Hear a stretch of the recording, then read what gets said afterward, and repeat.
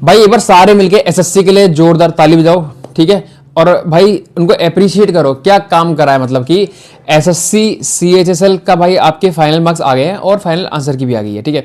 और उसके बाद जो नॉमिनेशन में इन्होंने करा है वो सीजीएल और सीएचएसएल में, सॉरी सीजीएल और सिलेक्शन पोस्ट में जो हुआ था वो तो ठीक है, लेकिन सीएचएसएल में भाई जो है इन्होंने सारी लिमिट क्रॉस कर दी है। जो टीचर्स भाई कट ऑफ कम जाने के ऊपर इतनी मतलब कि तारीफ कर रहे थे एसएससी की, और कि इतनी कट ऑफ कम गई है, अब हम मेंस का बैच प्रमोट कर रहे हैं, ये कर रहे हैं। अगर इस टॉपिक पे इन्होंने नहीं बोला भाई आके, क्योंकि बहुत मतलब कि एक बात बताओ यार, अगर इजी शिफ्ट है, चलो मैंने मान लिया किसी बंदे की इजी शिफ्ट है, तो इसका मतलब ये थोड़ी ना कि आप उसके 20-20 नंबर कम कर दोगे। एग्जाम प्रेशर भी तो कुछ होता है। अब मतलब कि अगर इजी हो चाहे हार्ड हो, एग्जाम के टाइम पे नहीं पता चलता कि बच्चे को भाई इजी है या हार्ड है, वो बाद में पता चलता है कि भाई इजी हार्ड कैसी है, ठीक है। लेकिन जो थोड़ा बहुत अगर डिफरेंस रहता भी है तो उसमें 10 नंबर तक का नॉमिनेशन समझ में आता है।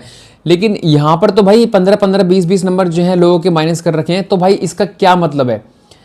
मैं इसमें भाई मेरे को समझ नहीं आ रहा कि मैं यहाँ पर एसएससी को भाई मतलब कि उनको उनके ऊपर ये जो इन्होंने काम करा है उसके ऊपर क्या बोलूँ। मतलब कि कुछ समझ नहीं आ रहा, कुछ वर्ड ही नहीं है।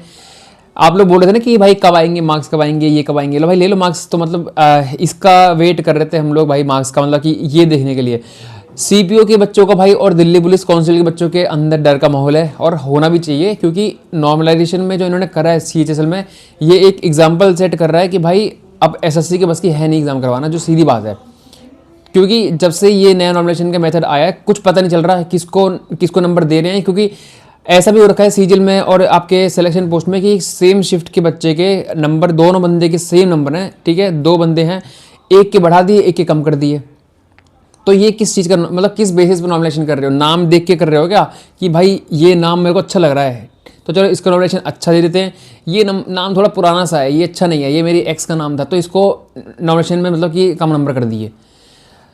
भाई एसएससी को इस पे मतलब कि अब 2026 में भी यही नॉमिनेशन मेथड चलने वाला है, लेकिन ये नॉमिनेशन नहीं है, इसको आप नाम दे दो डीमोरलाइजेशन।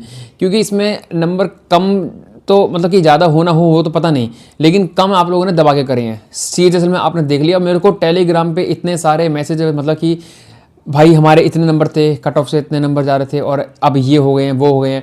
अब मैं इसमें क्या करूं? मैंने भाई आपको सीजीएल के टाइम पे बोला था कि इसके ऊपर आवाज़ उठाओ, लेकिन आपके अब टीचरों को अब मैं फिर बोलता हूँ तो फिर आप लोगों को बुरी लगती है, ठीक है। क्या इस पर आवाज़ उठाना काम नहीं है उनका कि नॉमिनेशन ऐसे हो रहा है? और अब तो देखो सारे एग्जाम निकाल दिए एसएससी ने, अपना जो काम करना था एसएससी को कर दिया एसएससी ने। सीजीएल भी हो गया, सीएचएसएल भी हो गया, सीपीओ, सारे एग्जाम हो गए हैं ऑलमोस्ट 2025 के। मेंस वगैरह की बात नहीं कर रहा हूँ, मैं प्री की बात कर रहा हूँ, ठीक है। मतलब कि पता होते हुए कि हमें एग्ज़ाम स्टार्टिंग से ही, जब से नोटिफिकेशन आया है और अभी तक हज़ारों दिक्कतें एसएससी कर चुकी है, स्टिल जो है भाई हम लोग उसको लेट गो करते आ रहे हैं। लेकिन ये लेट गो करने वाली चीज़ मेरे हिसाब से बिल्कुल नहीं है, क्योंकि भाई नॉमिनेशन के नाम पे इन्होंने बहुत गंदा मतलब कि बच्चों के इमोशन से खेला है, और इसके ऊपर भाई सही में ही मतलब कि कुछ ना कुछ एक्शन लेना चाहिए। अदरवाइज़ मेरे हिसाब से सीजीएल मेंस के जो आपके अभी भाई सॉरी सीजीएल मेंस कह रहा हूँ, सीपीओ के और दिल्ली पुलिस काउंसिल में आपको देखने के लिए मिलने वाला है कि ये कट ऑफ तो आपकी कम दे देंगे, लेकिन नॉमिनेशन में जिनकी ईजी शिफ्ट है, ठीक है। अब मैं ये नहीं कह रहा कि भाई इन्होंने कि हार्ड शिफ्ट के माइनस कर दिए या फिर ईजी शिफ्ट के क्या करा है, अभी कुछ पता नहीं है, लेकिन एक लिमिट होती है भाई, उस लिमिट को सेट करो। अगर आपसे एग्जाम ही नहीं बन रहे, और इसमें हमारी गलती नहीं है कि आपने इजी शिफ्ट बनाई है, हार्ड शिफ्ट बनाई है, आपके जो एग्जामिनर बैठे हुए हैं भाई उनको बदलो पहले, ठीक है। और उनको बोलो कि एग्ज़ाम का एक लेवल रखे कि भाई इतना नॉमिनेशन में फ़र्क ना आए। क्योंकि भाई कोई भी मतलब कि बच्चा ये सोच के तो जाता नहीं है कि हम इजी शिफ्ट में बैठ रहे हैं या हार्ड शिफ्ट में बैठ रहे हैं। जब वो एग्जाम में बैठता है तो भाई उस पर भी उतना ही प्रेशर होता है जितना हार्ड शिफ्ट वाले पे होता है, और उतना ही मॉडरेट शिफ्ट पे, उतना ही जिसकी इजी शिफ्ट आ रखी है उसके भी एग्जाम पे उतना ही प्रेशर रहता है, क्योंकि उसको अपनी शिफ्ट दिख रही है, तो वो उसके हिसाब से ही भाई एग्जाम देता है। तो एग्जाम प्रेशर जब सबके लिए सेम है, तो ये नॉमिनेशन का नाटक क्या है? ये भाई बहुत मतलब कि ये अनफेयर वाली चीज़ है कि नॉमिनेशन पे ऐसा मतलब कि चलो मैं सोच लेता हूँ, मतलब मान लेता हूँ सॉरी, कि इन्होंने वैकेंसी कम निकाली, बच्चे कम लिए, उस वो चलो ठीक है, उस पर तो भाई ये तो हमें आवाज़ उठानी इन चीज़ों पे कि हमें वैकेंसी और चाहिए, एसएससी अब वैकेंसी बहुत कम दे रही है, जो भी है ये थी भाई बेसिक नीड ये होनी चाहिए थी हमारी। अब बेसिक नीड अब ये आ चुकी है कि ये एग्ज़ाम सही से करवा लो, एग्ज़ाम के जो सेंटर है वो सही करवा लो, नॉमिनेशन सही से करवा लो, कट ऑफ सही से निकाल लो। अब ये हमारी बेसिक नीड पे आ गया है, जो कि भाई मतलब कि ये नॉर्मल होना चाहिए कि भाई अगर आप एग्ज़ाम दिलवा रहे हो, ठीक है, एसएससी अगर इतनी बड़ी वो है आपकी, ठीक है, तो भाई उनको एग्ज़ाम तरीके से दिलवाना चाहिए, क्योंकि आपके ऐसा कोई भी एग्ज़ाम इन्होंने नहीं छोड़ा जिसमें कि आपके इशू ना आए हुए। और मैंने तो भाई हर चीज़ पे बोला है कि अब तुम लोगों को लगता है कि ठीक है आप यहाँ पर भी कमेंट कर दोगे कुछ, ठीक है, आप किसी टीचर के जाके कमेंट पे अपना स्कोर लिख दोगे कि ये हो गया, कोई नहीं सुनेगा। मैं सीधी बात कह रहा हूँ आपको। अगर आप ये कह देते हो कि सर हमारा आपसे बैच से पढ़ा था 170 नंबर आए हैं, तो आपका स्क्रीनशॉट जरूर डल जाएगा, ठीक है। 10-12 बच्चे, लाखों में से 10-12 बच्चे अगर इनके अच्छे स्कोर कर भी लेते हैं तो वो स्क्रीनशॉट डला के सोचते हैं कि हमने बहुत बड़ा काम कर लिया। पढ़ाने का काम होता है, पैसे देते हैं आप, मतलब पैसे देते हो और उसको पढ़ाते हैं। बट इन टॉपिक्स पे कौन बात करेगा कि भाई आप नॉर्मलाइजेशन पे इतने मतलब कि नंबर घटा रहे हो, ये चीज़ें कर रहे हो, तो ये सही में बहुत सीरियस इशू है, ठीक है। इस पर अगर बात नहीं होती है तो ये आगे भी एग्ज़ाम्स में ऐसे चलता रहेगा और ये बहुत ज़्यादा अनफेयरनेस हो सकती है फाइनल सिलेक्शन के लिए, क्योंकि किसी को पता ही नहीं रहेगा भाई। अगर कोई बंदा मतलब कि 100, अब सीजीएल जैसे 2026 के एग्ज़ाम आपके अभी स्टार्ट हो जाएंगे, ठीक है, आपके फॉर्म भरने स्टार्ट हो जाएंगे। अब उसमें 170 करने के बाद भी कंफर्म नहीं होगा और 140 पर भी वो डाउट में रहेगा, मतलब 130 जिस बच्चे के स्कोर आ रहा होगा और 170 स्कोर आ रहा होगा, वो सेम ये डाउट में रहेंगे कि हमारा सिलेक्शन होगा ही नहीं होगा। क्योंकि हो सकता है कि 130 वाले के भाई बढ़ के 145 कुछ हो जाए और 170 के ये 20-30 नंबर माइनस कर दें और 130 कर दें। तो अब इतनी ज़्यादा अनसर्टेनिटी आ चुकी है, जबकि ये एग्ज़ाम मतलब कि इस दोनों बंदे में 40 नंबर का फ़र्क है, फिर भी दोनों एक लेवल पे हैं। तो फिर आप किस बेसिस पे जो है भाई नॉलेज चेक कर रहे हो इंसान की, अगर आपको नॉर्मलाइजेशन में इस तरीके से करना ही है। तो मेरे हिसाब से ये बहुत ज़्यादा अनफेयर था और इस पर अगर आवाज़ नहीं उठती है तो भाई मेरे हिसाब से आप लोगों को अब फ़र्क नहीं पड़ता है कि आपको मतलब कि एग्ज़ाम से फ़र्क नहीं पड़ता है। आपको बस इतना ही है कि आपके टीचर ने, कौन से टीचर ने कितने सब्सक्राइबर हो गए, किस टीचर ने किसको ज्वाइन कर लिया, किसने किसको छोड़ दिया, और उस पर आप लोग देखते रहो। सर हमारा आपको सपोर्ट है, इनको सपोर्ट है, सपोर्ट करने में कोई दिक्कत नहीं है यार। देखो अच्छी चीज़ है, आपके कोई फेवरेट टीचर हैं जो भी है उनका प्यार देते हो, वो अच्छी चीज़ है, ठीक है। लेकिन इन चीज़ों पर जब ये लोग नहीं बोलते हैं तो आपको चीज़ें क्यों समझ नहीं आती है कि भाई अगर कोई आप किसी की वीडियो पर कमेंट भी कर दो अपने डाउट लेके, कुछ भी लेके, तो उसके ऊपर कोई भी चीज़ों पे मतलब क्यों आवाज़ नहीं उठती है। जितनी भी चीज़ें हुई हैं, दिक्कतें हुई हैं एसएससी पे, अब सब कुछ को लेट गो करते चले गए, तो इसीलिए आज ये नौबत आ चुकी है, ठीक है। तो मेरे हिसाब से भाई इस पर अगर आज नहीं बोले, ठीक है, अब मैं अकेला अगर बोलूँ या 2-4 लोग, अब मेरे ऐसे जो यूट्यूबर हैं भाई, मैं जानता हूँ कि कुछ हैं जो बोलते भी हैं, लेकिन उनके बोलने से कुछ नहीं होगा। क्योंकि एसएससी का ओवरऑल जो सिस्टम है भाई, जॉब अब जो नया आया है 2025 में, इनमें हर स्टेप पे गलती हुई है और हर स्टेप पे जो है भाई हमने लेट गो करते गए हैं। और अब ये भाई कंडीशन आ गई कि 25-25, 20-20 नंबर जो है आपके नॉमिनेशन में ये कम कर रहे हैं, ठीक है। तो इसलिए भाई इस पर बोलना बहुत ज़्यादा ज़रूरी है। मैं चाहता हूँ कि भाई जितने भी जो छोटे मोटे क्रिएटर्स हैं सारे वीडियो बनाओ। कोई ज़रूरत नहीं है कि भाई हम किसी टीचर के भरोसे बैठे हैं, किसके भरोसे बैठे हैं। तो इस इशू को रेज़ करना चाहिए मेरे हिसाब से। अदरवाइज़ भाई आप तैयार रहो कि आपके जो फाइनल सिलेक्शन होगा किसी भी एग्ज़ाम में, अभी तक फाइनल सिलेक्शन तो हुआ नहीं है एसएससी 2025 में, अगर फाइनल सिलेक्शन की बात आएगी तो भाई वहाँ पर अनफेयरनेस जो भाई होने वाली है वो अलग ही लेवल की होने वाली है। क्योंकि सबसे मेन जो रह गया फाइनल रिजल्ट रह गया है, ठीक है। और हर स्टेप पे अगर दिक्कत हुई है तो फाइनल रिजल्ट में आप ये मान के मत चलना कि दिक्कत नहीं होगी। सीजीएल मेंस हुई, आपने देखा कैसे कंप्यूटर के एग्ज़ाम में जो कंप्यूटर का आपका सेक्शन था उसमें बच्चों को मतलब कि जो बच्चे बाकी 4 सेक्शन में अच्छा स्कोर कर रहे थे, ठीक है, मतलब कि 4 स्कोर, अगर 4 सेक्शन में कोई बंदा 340-50 कर रहा है, मतलब ये समझ लो कि वो टीचर से भी ज़्यादा नॉलेज रखता है, ठीक है। सीधी बात कह रहा हूँ, क्योंकि टीचर को एक सब्जेक्ट की नॉलेज होती है, उस बंदे को 4 सब्जेक्ट की इतनी अच्छी नॉलेज है कि 340-50 स्कोर कर रहा है और वो डिज़र्व करता है कि भाई रैंक लेके आए। वहीं उसके बंदे के कंप्यूटर में फेल होने की वजह से सिलेक्शन के भी भाई आपके उसके चांसेस मतलब ख़त्म हो गए बिल्कुल। तो अगर ऐसे ही डिसाइड करना है कि किसको सीट मिलेगी तो एक काम करा करो, पर्ची उछाला करो, ठीक है। तो उस पर आपकी जिसकी पर्ची में येस आ गया उसको जॉब दे दो, जिसका नो आया उसको बाहर निकाल दो। तो इस बेसिस पे आप, मेरे को लग रहा है कि अब एसएससी को ऐसा सिलेक्शन लेना चाहिए, क्योंकि एग्ज़ाम जो आपके करवाए जा रहे हैं उसमें कहीं से कहीं तक कोई फेयरनेस नहीं है।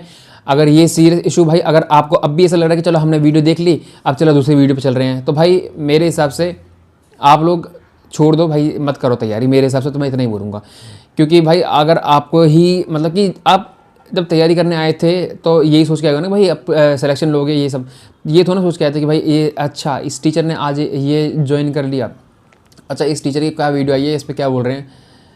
उनसे आपको मतलब नहीं होना चाहिए। अगर आप एक मतलब कि सही में आप थोड़ी बहुत बुद्धि रखते होगे, ठीक है। सारी चीज़ें क्लिकबेट होती हैं कि आज हमने ये वाली अरेंज मतलब कि जो भी पर्टिकुलर ये मतलब कि क्या कहते हैं, ये प्लेटफॉर्म छोड़ दिया, ये पकड़ लिया, ये छोड़ दिया, वो पकड़ लिया, सब क्लिकबेट होता है, ठीक है। आपको इन चीज़ों में बिल्कुल नहीं पड़ना चाहिए। वो भाई बंदे लाखों करोड़ों का बिजनेस करके बैठे हैं और आप उनके लिए मतलब कि किस बात पे इमोशनल हो रहे हो कि वहाँ से उन्होंने ये छोड़ दिया, वहाँ जा रही हैं। मैं ये नहीं कह रहा कि आपको किसी टीचर की मतलब डिसरिस्पेक्ट करनी है या कुछ वो करना है, लेकिन क्या आपके हक के लिए सही में लोग खड़े हैं कि आप अगर किसी, मैं पर्टिकुलर एक एग्जांपल भी दे रहा हूँ, आप ये मान के चलो किसी टीचर को बोलो कि मेरे 170 आए हैं और मैं आपसे पढ़ा था, तुरंत आपका स्क्रीनशॉट डल जाएगा। वहीं आप बोलोगे सर हमारे साथ ये फेयरनेस होनी चाहिए, मतलब कि अनफेयर हो गया है, नॉमिनेशन में मेरे इतने अच्छे स्कोर करा था, अब वो मेरी गलती नहीं है कि मेरी ईजी शिफ्ट पड़ गई, क्योंकि मैंने वैसे भी आपको एग्जांपल दे दिया, चाहे ईजी शिफ्ट हो चाहे हार्ड शिफ्ट हो, एग्जाम देते टाइम नहीं पता होता कि किसकी ईजी शिफ्ट है किसकी हार्ड शिफ्ट है, क्योंकि एग्जाम प्रेशर वही बंदे का रहता है, मतलब कि जो एग्जाम दे रहा है, मतलब बैठा है, ठीक है, और 1 घंटा उसका आने वाला जो एग्जाम डिसाइड करेगा कि कितना स्कोर करने वाला है, उस टाइम पे जो प्रेशर होता है, चाहे पढ़ने वाला बच्चा हो, चाहे नॉर्मल हो, चाहे ना पढ़ने वाला हो, सबके दिमाग पर सेम प्रेशर होता है।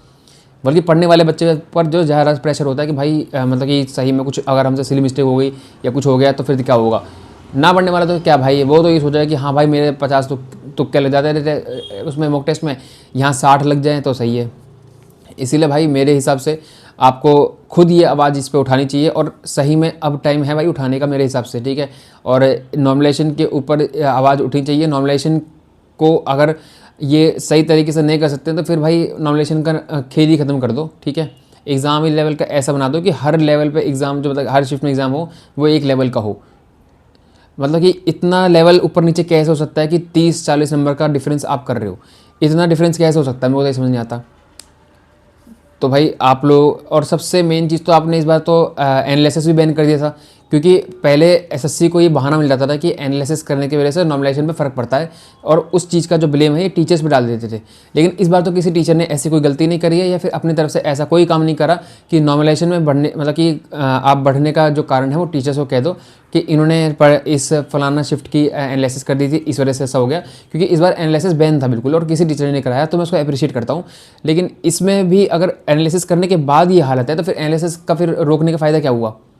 तो इसीलिए भाई आपने 1-2 करोड़ का जो फाइन लगाने वाले थे टीचरों पे कि भाई अगर एनालिसिस करते हैं तो अब आप पे भाई मेरे हिसाब से लगना चाहिए फाइन। ये आपने इतने सारे बच्चों के साथ गलत कराए, कितने बच्चे होंगे जिन्होंने कट ऑफ से 10-15 नंबर भी ज़्यादा होंगे और 20-20 नंबर माइनस कर दिए।